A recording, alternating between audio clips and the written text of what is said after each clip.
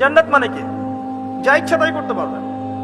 জান্নাত মানে কি? আপনি চাচ্ছেন আল্লাহ আমি এখন একটা খামর চাই, শরাব আপনার সামনে হাজির, চিন্তা করার সাথে সাথে।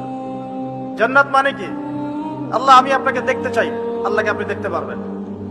জান্নাত মানে কি? আপনি মধুর নহর, দুধের নহর, পানির নহর, শরাবের নহর, হুরে নিঈন চতুর্দিকে ঘোরাফেরা করছেন।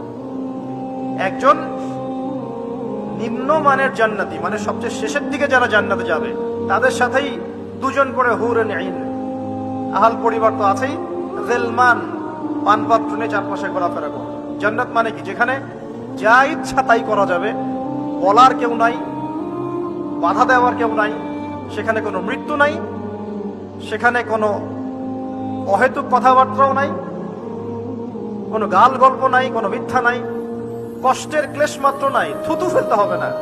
জান্নাত মানে থুতু ফেলতে হবে না।